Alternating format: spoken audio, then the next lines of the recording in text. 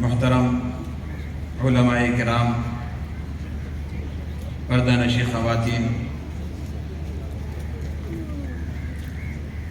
آج کا یہ جلسہ خاص طور پر علماء اور عالمات کا اجتماع ہے۔ ہر ایک اپنے اپنے علاقے کے رہبر اور نمونہ ہے۔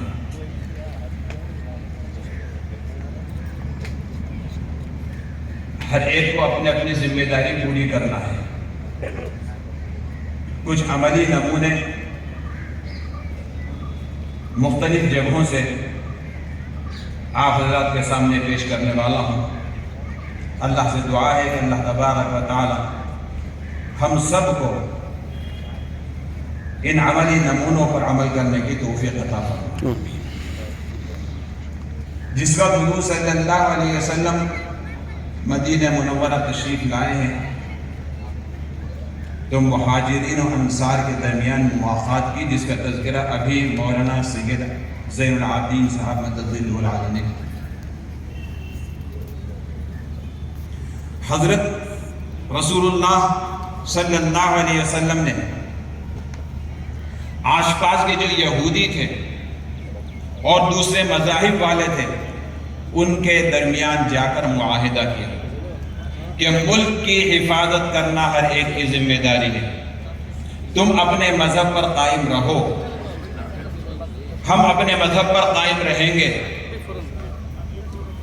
اپنے مذہب پر قائم رہتے ہوئے اپنے علاقے، اپنے ملک کی حفاظت کرنا ہر ایک کی ذمہ داری ہے۔ حضور اکرم صلی اللہ علیہ وسلم کے یہ معاہدے اور پھر مسلمانوں کے درمیان بھائی چارگی، اس کا اظہار اور اس کے برکات ایسے نمودار ہونے لگے کہ دن بدن لوگوں کے دل اسلام کی طرف مائل ہونے لگے، دن بدن لوگ خیر کی طرف آنے لگے۔ لیکن کچھ منافقین اور کچھ شر پسند بھی تھے جن کو یہ پسند نہیں تھا، کچھ نہ کچھ رخنہ اندازی کرتے رہتے تھے۔ یہ اس لیے تذکرہ کرنا ضروری ہے کہ ہمیں بھی ایسے حالات سے بچنا ہے۔ ایسے حالات آ جائیں تو ان کا مقابلہ کیسے کیا جائے۔ ایک سفر سے واپسی تھی، مہاجر اور انصاری دو صحابی ایک کنویں سے پانی لے رہے تھے، کسی بات میں اختلاف ہو گیا۔ عبداللہ ابن ابی ابن سلول جو منافقوں کا سردار، اس نے موقع کو غنیمت جانا اور اختلاف کو بڑھانے کی کوشش کی۔ حضور اکرم صلی اللہ علیہ وسلم نے آگے بڑھ کر ان کے اندر صلح صفائی کرائی، جس کا تذکرہ سورہ منافقین کے اندر موجود ہے، جو کہ سب علماء اور عالمات ہیں، تفصیل میں جانے کی ضرورت نہیں۔ بتانا یہ ہے کہ درمیان میں رخنہ اندازی کریں گے تو اتحاد کو پارا پارا کرنے کی کوشش کریں گے۔ ہمیں ہوشیار رہنا چاہیے، ان کے دعوے فریب میں نہیں آنا چاہیے۔ ایک مرتبہ حضرت ابو ذر غفاری رضی اللہ عنہ اور حضرت بلال رضی اللہ عنہ کے درمیان کچھ بات چیت میں اونچ نیچ ہو گئی۔ حضرت ابو ذر غفاری رضی اللہ تعالیٰ نے یوں کہا، کالے کلوٹی ماں کے بیٹے کی میں یہ بات سنوں گا۔ حضرت بلال رضی اللہ عنہ نے حضرت ابو ذر رضی اللہ عنہ کوئی جواب نہیں دیا، سیدھا دربار رسالت میں تشریف لے گئے اور عرض کیا، یا رسول اللہ، مجھے حضرت ابو ہریرہ نے یوں کہا۔ آپ صلی اللہ علیہ وسلم کے پاس ابھی یہ بات ہی پہنچا رہے تھے، اتنے میں حضرت ابو ذر بھی پیچھے پیچھے آ گئے۔ آپ صلی اللہ علیہ وسلم نے یوں کہا، ابو ذر، ابو ہریرہ، ابھی تمہاری جہالت ختم نہیں ہوئی، بس یہ بات سننا تھی کہ مسجد سے باہر تشریف لائے اور انتظار کرتے رہے۔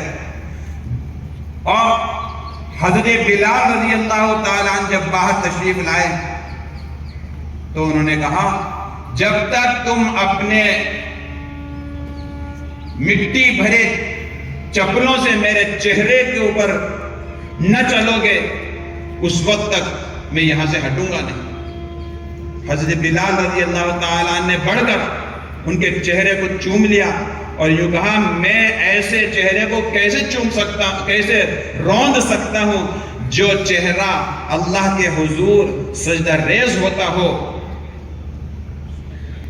تو ہمارے اندر بھی ایک دوسرے کے ساتھ میں ہمدردی کا، معاف کرنے کا، معافی مانگنے کا جذبہ ہونا چاہیے، معاف کرنے کا اور دوسرے کو معاف کرنے کا، اور خود غلطی ہو جائے تو معافی مانگنے کا جذبہ ہونا چاہیے، جس سے یہ اختلافات ختم ہو سکتے ہیں۔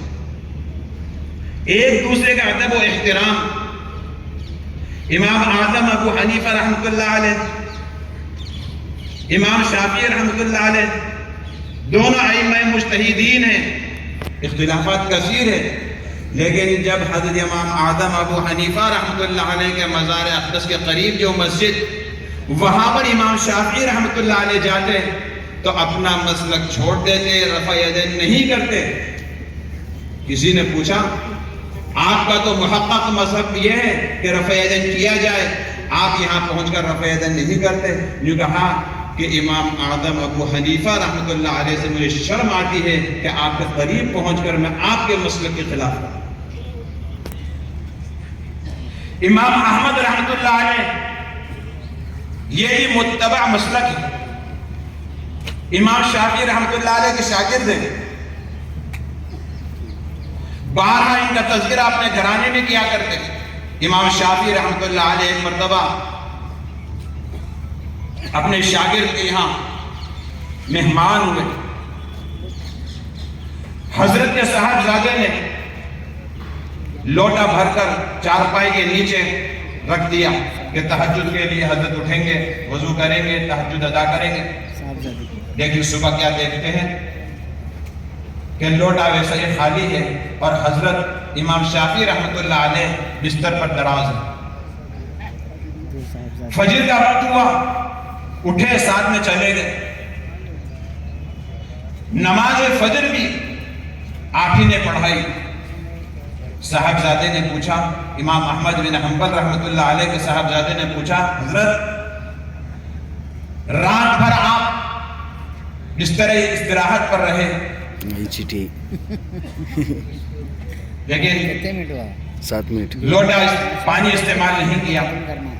حضرت نے ارشاد فرمایا کہ ایک آیت ذہن میں آ گئی تھی، پوری رات اس کے مسائل نکالتا رہا، 100 سے زیادہ اس آیت سے مسئلے نکلے جو ان کو صاحبزادے کو گمان ہوا تھا، اس کو صاف کر دیا۔ بڑے بڑے علماء بات کر رہے ہیں تو ان کو چھٹی۔ ایک آخری واقعہ، ویسے تو کئی ایک واقعات ہیں، لیکن میں ایک آخری واقعہ ہمارے شہر بنگلور کا، اس کو سنا کر اپنی بات ختم کرتا ہوں۔